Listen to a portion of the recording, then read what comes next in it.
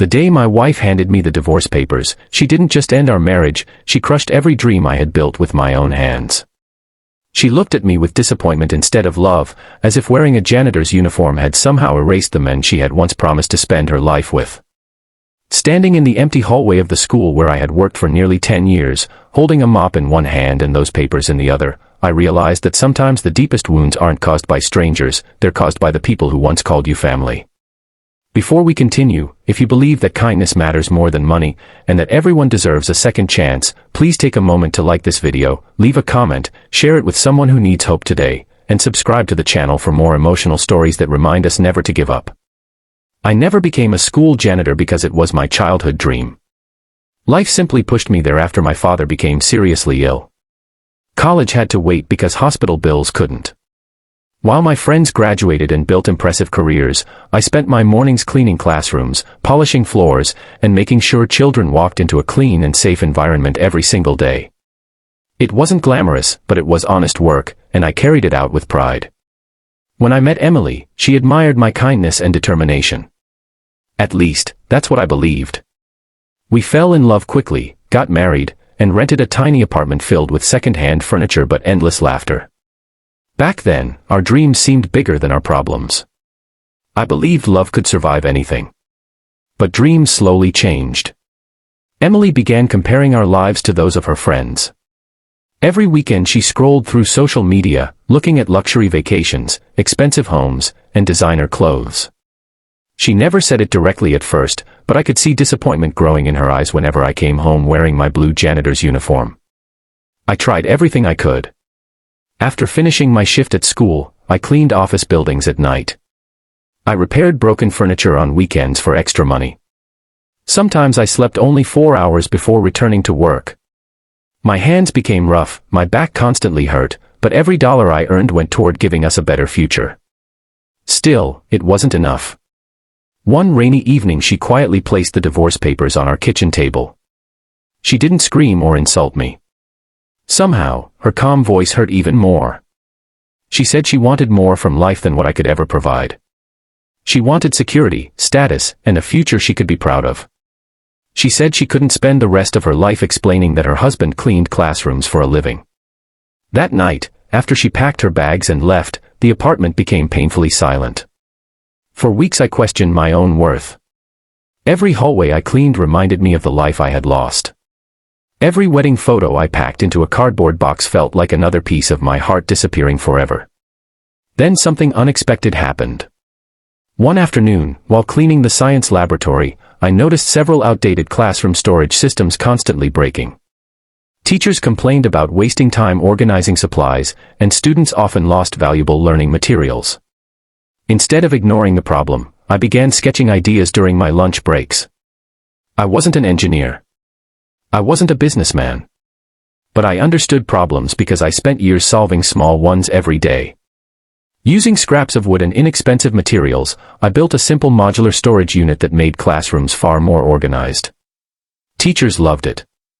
Soon neighboring schools started asking if I could build similar systems for them. At first it was only weekend work in my small garage. Then it became a side business. Soon I hired one helper. Then 5. Then 20. Within 2 years, our educational furniture company had contracts across several school districts. We weren't building luxury products. We were creating affordable solutions that helped schools save money and improve learning environments. Investors noticed. Orders multiplied faster than I ever imagined. The same hands that once held a mop every morning were now signing contracts worth millions. But success never erased where I came from. Every new employee learned one rule on their first day: no position in the company was ever considered unimportant. From cleaners to executives, everyone deserved equal respect. Then came the interview that changed everything. Human Resources had shortlisted several applicants for administrative positions. As I casually reviewed the final resumes, one familiar name stopped me cold. Emily. For a long moment, I simply stared at the paper. Life had somehow brought us full circle.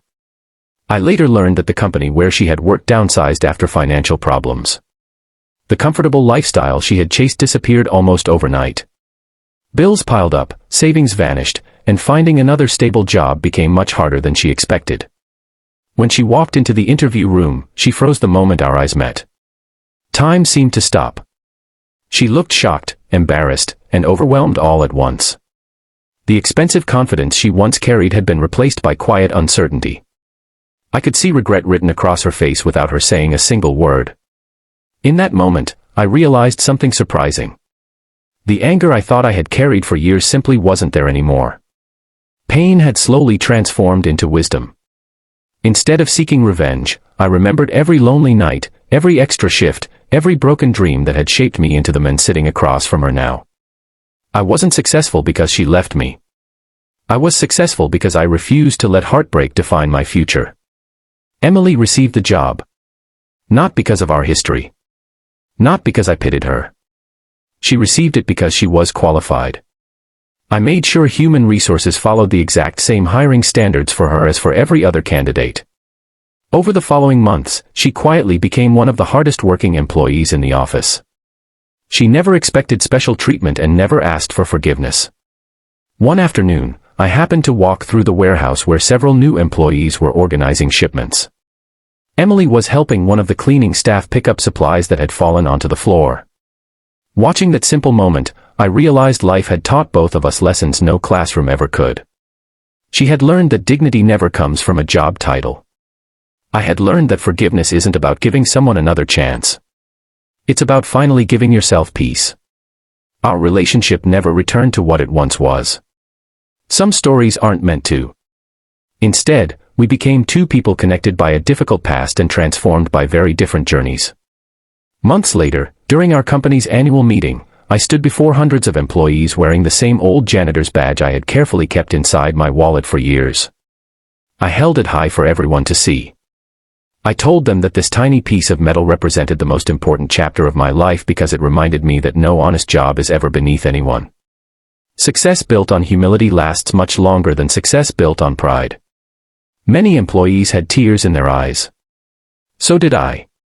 If someone had told the younger version of me, standing alone with divorce papers in one hand and a mop in the other, that one day I would lead a company helping thousands of schools across the country, I never would have believed it. But life has an incredible way of rewarding those who keep moving forward when everyone else has stopped believing in them. Before we reach the end, I have one special request. Please comment below with the words, "Respect every honest job," if you believe no one should ever be judged by the work they do. As I drove home that evening, I passed the old school where my journey had begun. Children were laughing in the playground just as they always had. The hallways were clean. Someone else now pushed the mop I once carried with pride. I smiled. Not because I had escaped that life, but because that life had built me. If this story touched your heart, please don't leave without liking this video, sharing it with your friends and family, leaving your thoughts in the comments, and subscribing to the channel. Your support helps us continue sharing inspiring stories that remind the world that hard work, kindness, and never giving up will always matter more than status or wealth. Sometimes, the greatest victory isn't becoming richer than the people who doubted you. It's becoming wiser, kinder, and strong enough to prove that your value was never determined by your job title, it was always determined by your character. And in the end, character is the one thing that no divorce, no heartbreak, and no amount of money can ever take away.